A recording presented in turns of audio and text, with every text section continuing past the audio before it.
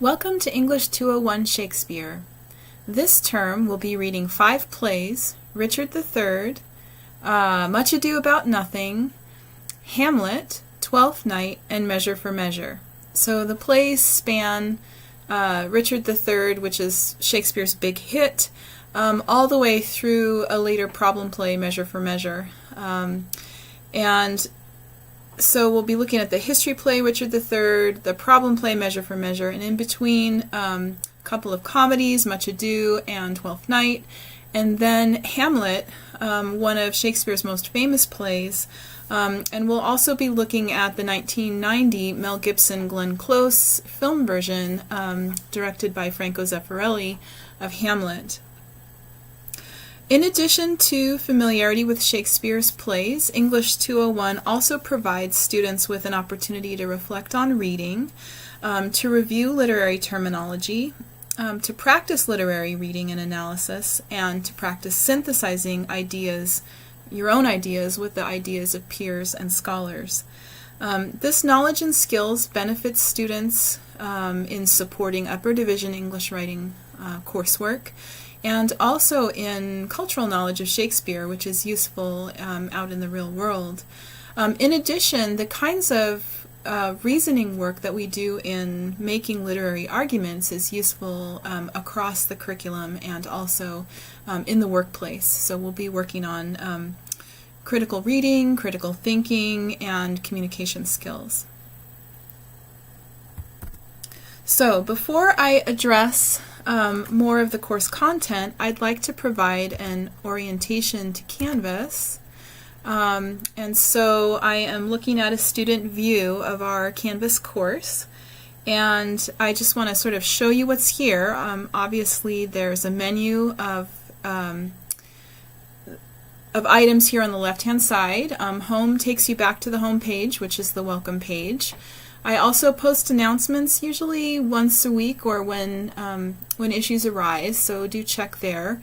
The syllabus is here on this side, and I'll show you what it looks like.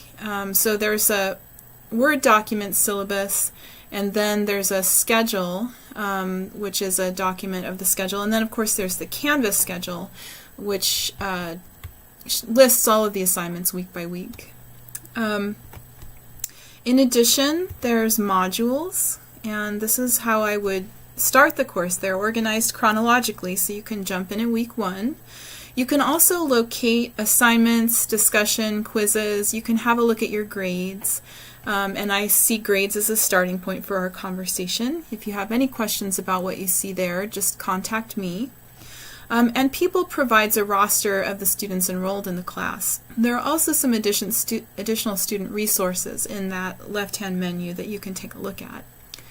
I'm going to go in and have a look at modules. And right now you can see the week 1 modules are available. They're generally comprised of lectures, discussions, and assignments. There are more modules during week 1 as we orient to the course and start getting to know Shakespeare. And these are intended for use all term. So we'll do a little bit of course introduction work during week 1. There's some background information on literary reading and literary terminology, which you may find useful throughout the term, as well as background on Shakespeare, primarily links to resources associated with his biography, his text, his context, his theater, language, etc. And then we'll jump into the real work of week 1, which is first reading of Richard III. After week 1, the modules fall into a pattern. So each of our plays will spend the first week just trying to figure out what's going on in the play, and then the second week doing analysis of the play that indicates your thinking about the play. As you may notice, the modules are presented as adaptive release, and what this means is that each week there'll be a sort of trigger which will trigger opening the next set of modules. It's a particular activity. Usually it's a really important activity for moving forward. This structure works well for students who like an opportunity to work ahead, because as soon as that trigger is completed, the next week opens, and then you can kind of see where you're headed. It becomes cumbersome for me when students fall behind, because then I have to track like who's in what week. and I have to send out reminders to complete that trigger assignment so the next week will open. If I have more than about 4 students falling behind, I probably will end adaptive release because it's too hard for me to manage too many students who are falling behind. I can't remember which week students are in, and that's difficult. So if that happens, I will return to simply releasing the week's work at the beginning of the week. So I would encourage you to be respectful of my time and of the benefits of adaptive release to your peers, and at least complete those trigger assignments that can keep you on track and keep the weekly modules opening for you. Okay, so now I'm going to go take a look quickly at the course syllabus. Let's see, here we are. Right, so there's all kinds of information about the course, my office hours, our course outcomes, and university writing requirement. I want to just show you, maybe first of all, that there are no required books. The plays are all fully available in the Folger Shakespeare Library, and we'll use those texts primarily. Of course, you can purchase your own used copies of these plays. They're available really cheaply at used bookstores. If you like to write on your texts, and I do, that's what I do, but then when I go and talk about or work with lines and line numbers, I use the Folger version so that we're all using the same line numbers, because different editions are sometimes different in wording and sometimes in line numbering. Okay, I want to also introduce Haley Stammen, who's my teaching assistant this term. You'll get to know her in participating with her on the discussion board, and she is learning to teach literature in an online format, so I hope you'll enjoy working with her this term. Okay, I want to just scroll down to the assignments.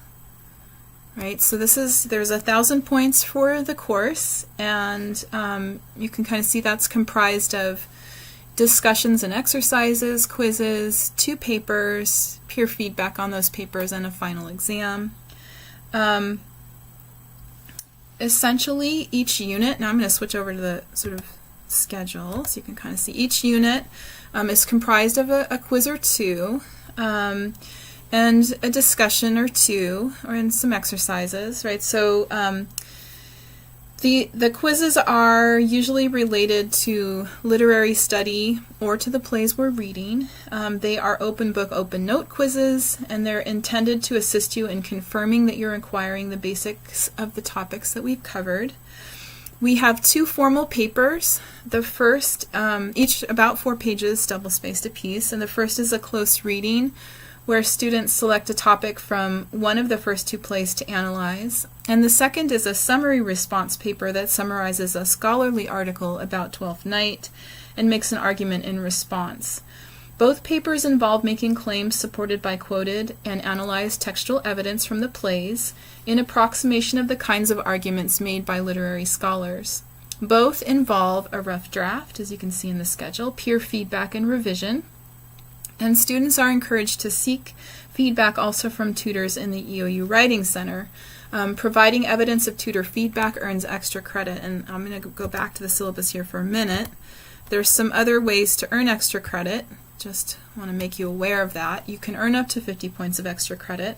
Outstanding participation in the discussions earns extra credit, as well as use of the Writing Center, as I've mentioned, submitting a course evaluation.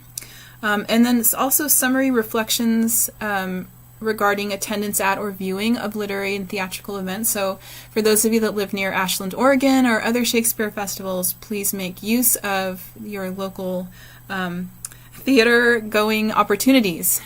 Here in La Grande this term, the Arts Center East is presenting a big read that focuses on Emily St. John Mandel's novel Station 11, which is a post-apocalyptic novel featuring allusions to Shakespeare. So you can get some extra credit for participating in those activities or for reading the book Station 11 and writing a response to it.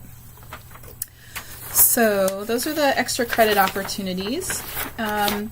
Maybe I should also mention there's a final exam in this course, and it is an essay reflecting on literary learning from the term and your understanding of Shakespeare's plays overall, as applied to Measure, our last play. Okay. So I want to mention that my classes are often writing intensive, and particularly this one. And early in the term, I usually plan to participate in the discussion board a couple times a week. I read all posts, I respond to some, and as the term progresses and as the drafts sort of pile up electronically in my pile, I struggle to get back to the discussion board. So if that's happening, just know that I'm sort of shifting my teaching from being really active in the discussion board toward providing feedback on the papers, which is also a moment of teaching for me. I try to score work within a week of submission. I have trouble with email. My email just piles up during the term, and I find that using the Canvas inbox is the best way to contact me because only students use that method. So if you do contact me by email and you don't hear from me, make sure to use the inbox.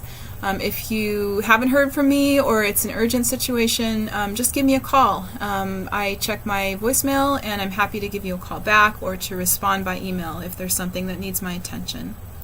So please go ahead and get started with week 1 work, and I look forward to reading your ideas.